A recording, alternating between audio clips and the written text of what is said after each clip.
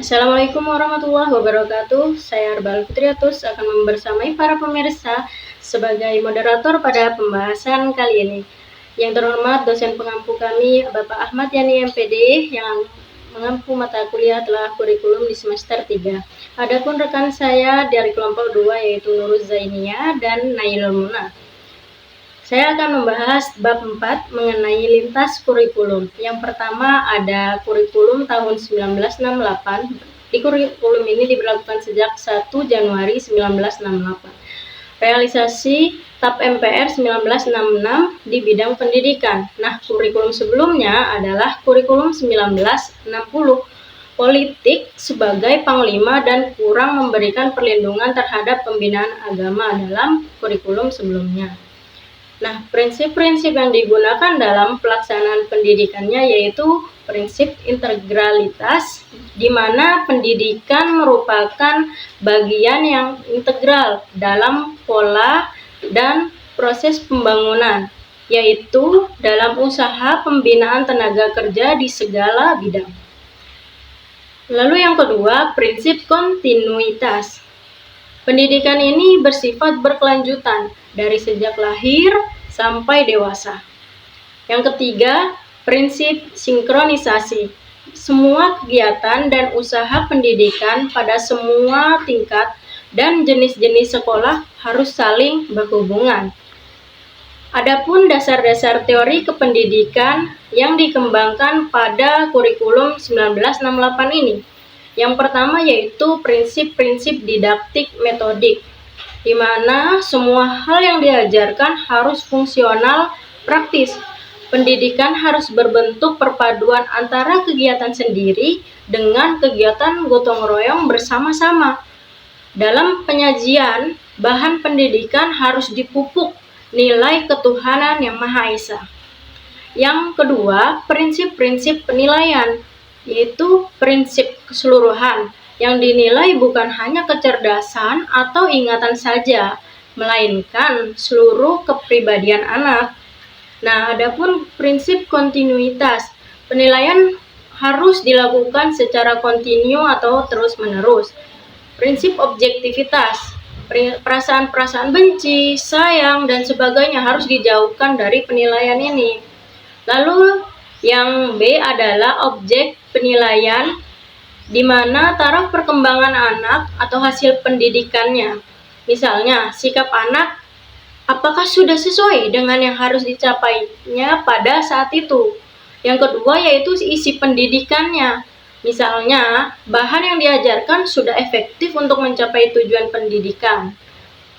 Lalu proses pendidikannya, cara-cara guru mengajarkan dan anak didik belajar sudah efektif untuk mencapai tujuan atau belum. Adapun fungsi penilaian, salah satunya menentukan tindakan apa yang perlu dilakukan untuk membantu anak didik ke arah perkembangan yang sebaik-baiknya. Berikutnya kurikulum 1975. Kurikulum sebelumnya berjalan selama kurang lebih 6 tahun. Faktor-faktor yang latar belakangi disusunnya kurikulum 1975 ini diantaranya kebijaksanaan pemerintah di bidang pendidikan nasional yang digariskan dalam GBHN menuntut implementasinya. Ada inovasi pembaharuan di dalam sistem belajar tentang mutu lulusan pendidikan. Prinsip-prinsip kurikulum 1975 yang pertama prinsip fleksibilitas. Dalam menyelenggarakan pendidikan, keterampilan menganut prinsip fleksibilitas atau luas dengan mengingat ekosistem lingkungan, kemampuan pemerintah, masyarakat, dan orang tua dalam menyediakan fasilitas yang memadai. Yang kedua, prinsip efisiensi dan efektivitas, menuntut digunakannya waktu dan tenaga sebaik-baiknya.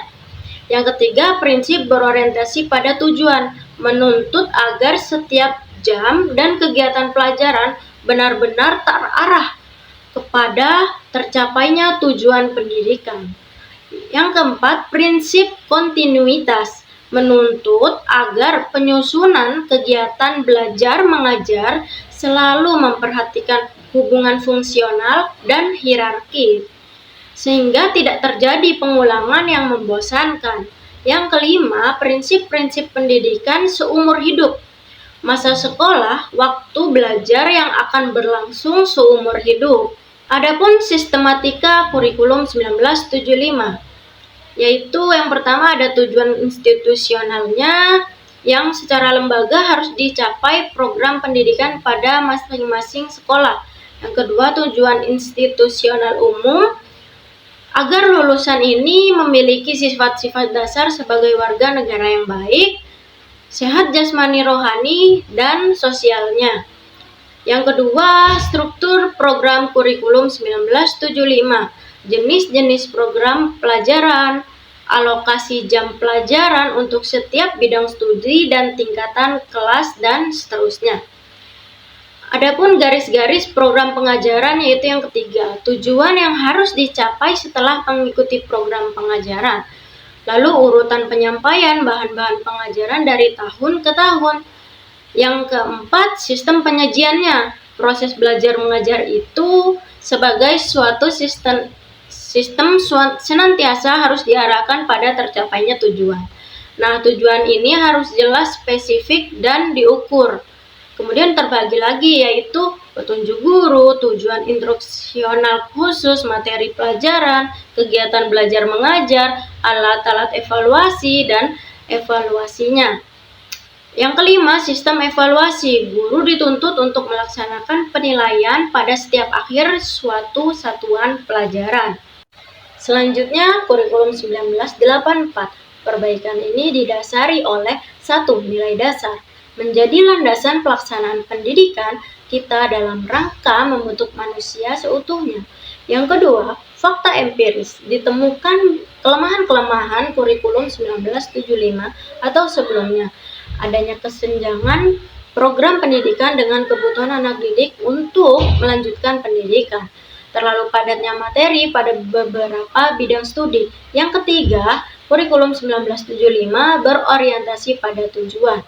Yang keempat, landasan teori yang dijadikan acuan telah berkembang. Perlunya pendekatan keterampilan proses dan CBSA, cara belajar siswa aktif. Dikembangkannya bimbingan karir dan bimbingan penyuluhan. Usaha perbaikan kurikulum mencangkup 1. Penyempurnaan. Kurikulum memenuhi tuntutan GBHN dalam hal mempertebal semangat kebangsaan.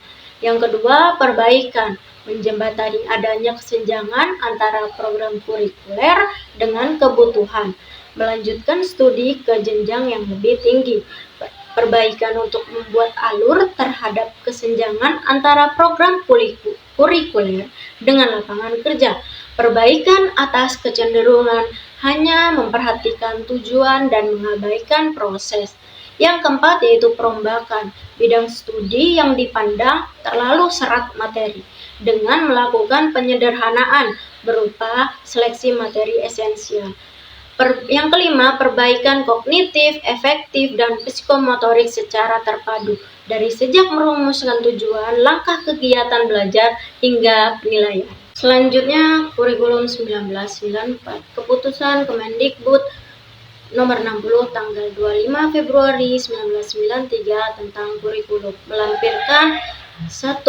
Buku landasan, program, dan pengembangan kurikulum pendidikan. Memuat landasan yang dijadikan acuan dan pedoman dalam pengembangan kurikulum. Tujuan pendidikan nasional, tujuan pendidikan pada sekolah, program pengajaran yang mencakup isi program pengajaran, penilaian, dan pengembangan kurikulum selanjutnya.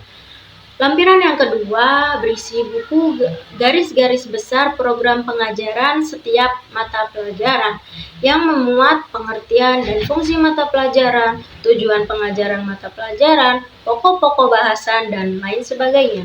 Lampiran yang ketiga, buku pedoman pelaksanaan kurikulum, memuat tentang pedoman kegiatan belajar mengajar, pengelolaan pengajaran, pedoman bimbingan belajar atau karir. Bahasan terakhir yaitu kurikulum 2006. Yang akan dibahas yaitu yang pertama, standar kompetensi, memperhatikan perbedaan individu, baik kemampuan, kecepatan belajar maupun konteks sosial budaya. Yang kedua, berbasis kompetensinya, peserta didik berada dalam proses perkembangan yang berkelanjutan. Yang ketiga, pengembangan kurikulum, dilakukan secara desentralisasi sehingga pemerintah dan masyarakat bersama-sama menentukan standar pendidikan dalam sekolah. Yang keempat, sekolah diberi keleluasaan menyusun dan mengembangkan silabus mata pelajaran sehingga mengakomodasi potensi sekolah. Yang kelima, kebutuhan dan kemampuan peserta didik. Yang keenam, guru sebagai fasilitator bertugas mengkondisikan lingkungan, memberikan kemudahan. 7. Pengetahuan, keterampilan, dan sikap dikembangkan berdasarkan pemahaman akan membentuk kompetensi individual. Yang kedelapan, pembelajaran mendorong terjadinya kerjasama antara sekolah, masyarakat, dan dunia kerja. Yang sembilan, evaluasi. Evaluasi berbasis yang menekankan pada proses hasil belajar. Baiklah, itu penjelasan dari saya mengenai lintas kurikulum. Kemudian akan dilanjutkan oleh rekan saya, Nailul Muna. Bab 5. Kurikulum berbasis kompetensi. A. Pengertian KBK atau kurikulum berbasis kompetensi, yaitu konsep kurikulum yang dikembangkan Departemen Pendidikan Nasional Republik Indonesia untuk menggantikan kurikulum 1994. KBK dirancang sejak tahun 2000. Dalam tahap pengembangannya, konsep kurikulum ini dikenal dengan KBK. KBK memfokuskan pada pemerolehan kompetensi tertentu oleh peserta didik. Rumusan kurikulum berbasis kompetensi merupakan pernyataan yang diharapkan dapat diketahui, disikapi, atau dilakukan siswa dalam setiap tingkatan kelas dan sekolah, sekaligus menggambarkan kemajuan siswa yang secara bertahap dan berkepanjangan menjadi kompeten. Kompetensi merupakan pengetahuan, keterampilan, dan nilai-nilai unsur yang direfleksikan dalam kebiasaan berpikir dan bertindak. Kebiasaan berpikir dan bertindak secara konsisten dan terus-menerus memungkinkan seorang menjadi kompeten dalam arti memiliki pengetahuan, keterampilan, dan nilai-nilai untuk melakukan sesuatu. B. Landasan. Pada prinsip ada 3 aspek yang mendasari lahirnya kurikulum berbasis kompetensi. Yang pertama, landasan yuridis. Penyempurnaan kurikulum 2006 dilandasi dan kebijakan yang dituangkan dalam peraturan perundang-undang sebagai berikut. A. Undang-Undang 1945 dan perubahannya. B. TAP MPR Nomor 4 MPR 1999 tentang GBHN. C. Undang-Undang Nomor 22 Tahun 2003 tentang Sistem Pendidikan Nasional. D. Undang-Undang Nomor 22 Tahun 1999 tentang Pemerintahan Daerah. E. Peraturan Pemerintah Nomor 25 Tahun 2000 tentang kewenangan pemerintah dan kewenangan provinsi sebagai daerah otonom. Yang kedua, landasan empiris, yang menjadi landasan empiris dalam perubahan kurikulum 1994 menjadi kurikulum 2006 atau kurikulum berbasis kompetensi. Ada fakta-fakta sebagai berikut.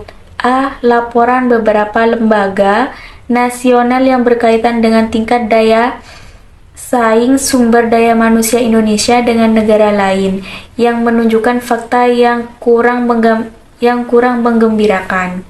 B. Perkembangan kehidupan di Indonesia ditandai dengan berbagai ketimpangan seperti moral, akhlak, jati diri bangsa, sosial, politik, dan ekonomi. C. Semakin terbatasnya sumber alam dan kesempatan untuk memperoleh pekerjaan dan kehidupan yang layak pada tingkat lokal, nasional, dan persaingan pada tingkat internasional. D. Masalah utama dunia pendidikan di Indonesia yaitu menurunnya akhlak dan moral peserta didik, kurang meratanya kesempatan belajar, rendahnya efisien internasional sistem pendidikan di Indonesia. Status kelembagaan pendidikan di Indonesia belum bersistem manajemen pendidikan, tidak sejalan dengan perkembangan nasional, dan belum profesional sumber daya manusia yang bergerak dalam dunia pendidikan di Indonesia. Yang ketiga, landasan teoretis. Selama ini hasil pendidikan hanya tanpa kemampuan siswa menghafal fakta-fakta. Walaupun banyak siswa mampu menyajikan tingkat hafalan yang baik terhadap materi yang diterimanya. C. Prinsip pengembangan KBK atau kurikulum berbasis kompetensi. Prinsip yang mendasari perkembangan kurikulum berbasis kompetensi yang digali dari nilai-nilai keadaan Indonesia sebagai berikut. 1. Keimanan, nilai, budi pekerti luhur, yaitu keyakinan dan nilai yang dianut masyarakat berpengaruh pada sikap arti kehidupan. 2. Penguatan identitas nasional dicapai melalui pendidikan yang memberikan pemahaman tentang kemajuan peradaban bangsa Indonesia dalam tatanan kemajuan peradaban dunia yang multikultur dan multibahasa. 3. Keseimbangan pengalaman belajar siswa yang multi etika, logika, estetika, dan kinestika sangat dipertimbangkan dalam penyusunan kurikulum dan hasil belajar. C. Ciri dan karakteristik KBK.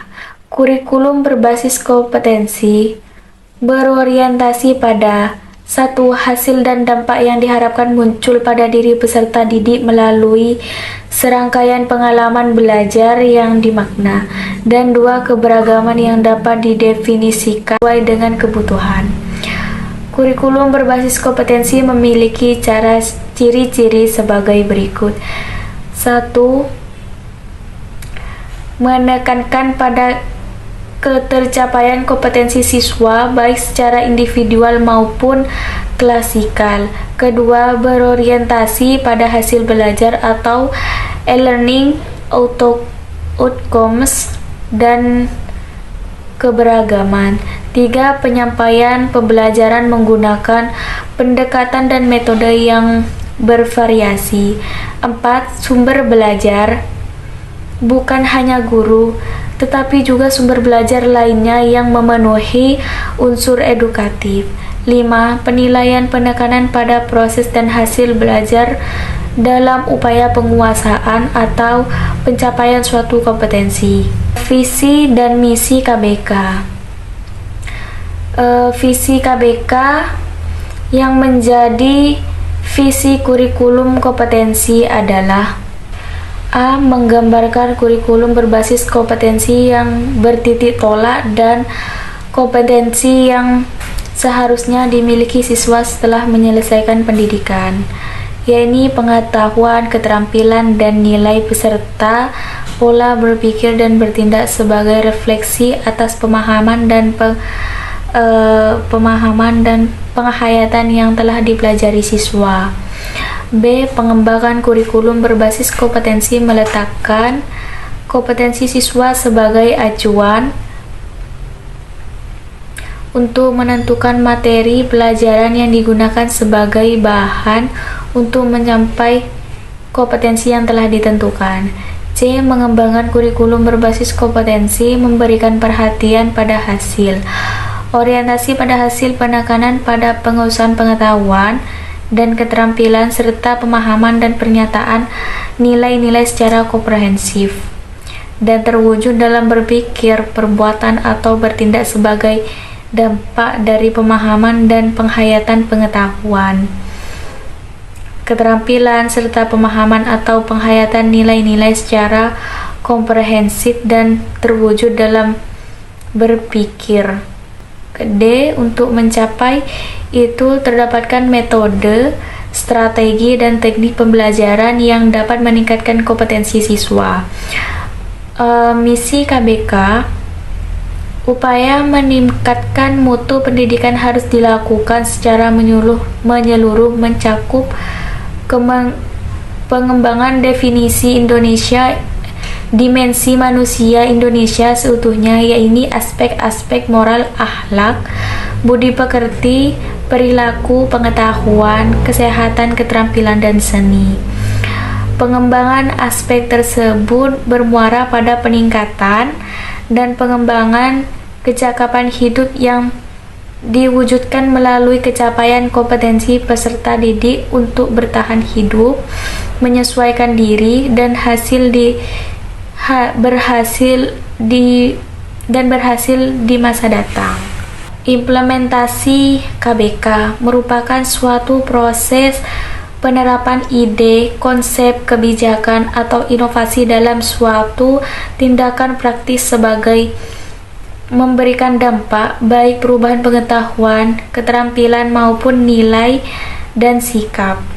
Berdasarkan uraian di atas dapat dikemukakan bahwa implementasi kurikulum adalah operasional konsep kurikulum yang masih bersifat potensial atau tertulis menjadi aktual dalam bentuk kegiatan pembelajaran. Implementasi kurikulum sedikitnya dipengaruhi oleh 3 faktor berikut. A. Karakteristik kurikulum yang mencakup ruang lingkup ide baru suatu kurikulum dan kejelasan sebagai pengembangan di lapangan. B. Strategi implementasi, yaitu strategi yang digunakan dalam implementasi seperti diskusi profesi, seminar, penataran, lokakarya, penyediaan buku kurikulum, dan kegiatan yang dapat mendorong penggunaan kurikulum di lapangan.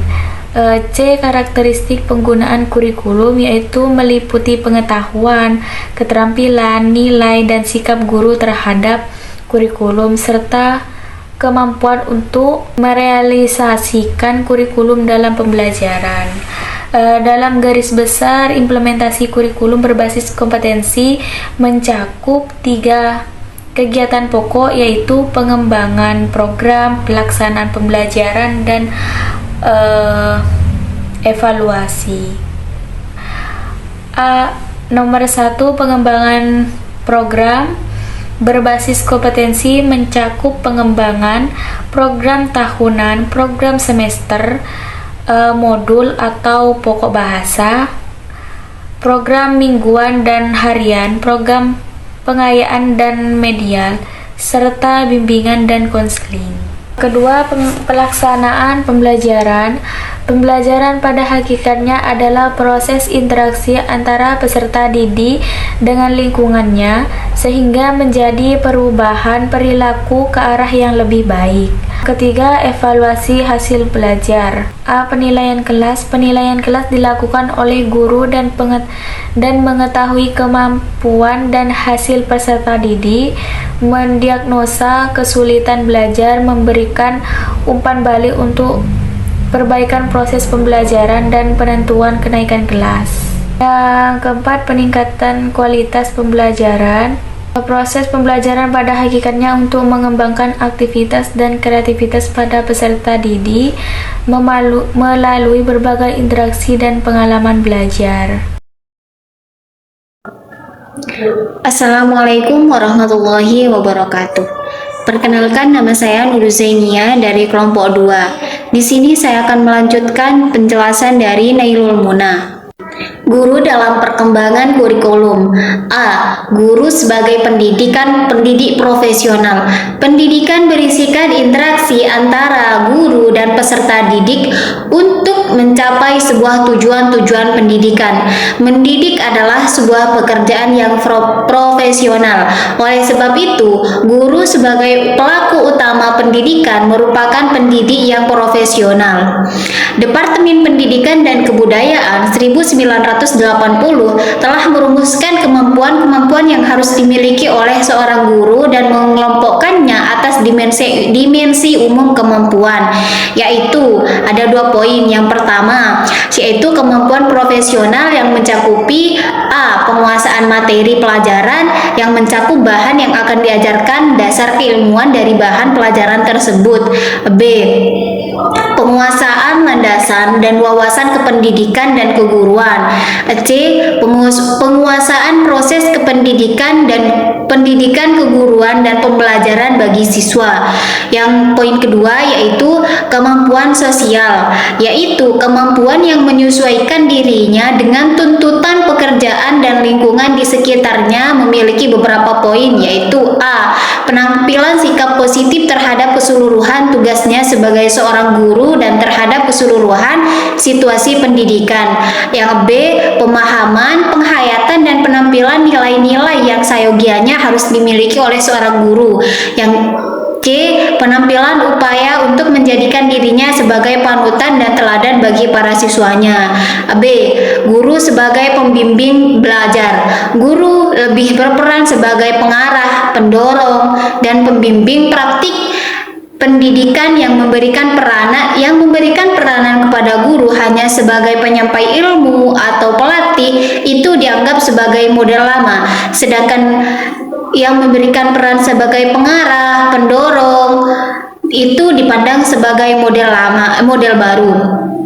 Tujuan utama kegiatan guru dalam belajar mengajar yaitu memengaruhi perubahan pola pikir, tingkah laku para siswanya. Perubahan tersebut terjadi dikarenakan guru memberikan perlakuan tepat atau tidaknya, efektif atau tidaknya perlakuan yang diberikan oleh guru itu akan menentukan usaha belajar yang akan dilakukan oleh siswanya. Selanjutnya yaitu C. Peran guru dalam perkembangan kurikulum. 1. Peran guru dalam pengembangan kurikulum yang bersifat sentralisasi. Dalam kurikulum yang bersifat sentralisasi, guru tidak mempunyai peranan dalam perencanaan dan evaluasi kurikulum yang bersifat makro. Mereka lebih berperan dalam kurikulum mikro. Penyusunan kurikulum mikro dijabarkan dari kurikulum makro. Guru menyusun kurikulum dalam bidangnya untuk jangka waktu 1 tahun, 1 semester, 1 catur bulan, dan beberapa minggu atau beberapa hari saja. Yang kedua yaitu peran guru dalam pengembangan kurikulum yang bersifat desentralisasi. Dalam kurikulum yang dikelola secara desentralisasi, peranan guru dalam pengembangan kurikulum itu lebih besar atau caturulan atau satuan pembelajaran. Akan tetapi juga dalam penyusunan kurikulum yang andil dalam merumuskan setiap komponen dan unsur dari kurikulum. Dengan demikian, pelaksanaan kurikulum di dalam kelas akan lebih tepat dan lancar. Guru bukan hanya berperan sebagai pengguna, akan tetapi guru juga berperan sebagai perencana, pemikir, penyusun, pengembangan dan pelaksanaan dan evaluator dalam kurikulum. Yang terakhir yaitu D. Peran guru dalam pembelajaran. Dalam proses pembelajaran, guru mempunyai beberapa peran. Di antaranya yaitu 1. Guru sebagai pendidik. Guru adalah pendidik yang menjadi tokoh dan panutan dan identifikasi bagi para peserta didik dalam lingkungannya. Guru juga harus bisa bertanggung jawab terhadap segala tindakannya dalam pembelajaran di sekolah dan dalam kehidupan bermasyarakat. Yang kedua yaitu guru sebagai pelatih. Guru harus bisa berperan sebagai pelatih yang bertugas melatih peserta didiknya untuk membentuk kompetensi dasar sesuai dengan potensinya masing-masing. Pelatihan yang akan dilakukan oleh seorang guru di samping harus memperhatikan kompetensi dasar dan materi standar, juga harus memperhatikan perbedaan individual peserta didik dan lingkungannya. Yang ketiga, yaitu guru sebagai pembaharu atau inovator. Guru menerjemahkan pengalaman yang telah lalu ke dalam kehidupan yang bermakna bagi peserta didik. Tugas guru adalah menerjemahkan kebijakan dan pengalaman yang berharga ke dalam istilah atau bahasa modern yang akan diterima oleh peserta didik. Oleh karena itu, sebagai jembatan antara generasi muda dan generasi tua yang juga sebagai penerjemah pengalaman, guru harus bisa menjadi pribadi yang bisa mendidik peserta didiknya. Yang keempat yaitu guru sebagai model dan teladan. Guru merupakan model atau teladan bagi peserta didik dan semua orang yang menganggap dirinya sebagai guru. Menjadi teladan merupakan sifat dasar kegiatan pembelajaran, dan ketika seorang guru tidak mau menerima atau menggunakannya secara konstruktif, maka telah mengurangi keaktifan pembelajaran. Sekian yang dapat saya sampaikan, kurang dan lebihnya saya mohon maaf yang sebesar-besarnya, dan selanjutnya saya kembalikan kepada moderator. Terima kasih Nailul Muna dan Nurul Zainia atas penjelasannya. Itulah teman-teman 3 bab yang dapat kami jelaskan mengenai buku telaah kurikulum karya Ibu Dr. Handa Nini Ibrahim MPD dan Bapak Dr. Andes Muhammad Anwar MPD. Terima kasih untuk teman-teman yang sudah mengikuti penjelasan kami dari awal hingga akhir. Semoga penjelasan kami dapat dimengerti dan dipahami. Akhir kata dari saya sebagai moderator, mohon maaf atas segala sikap dan kata yang kurang berkenan. Kami akhiri. Wassalamualaikum warahmatullahi wabarakatuh.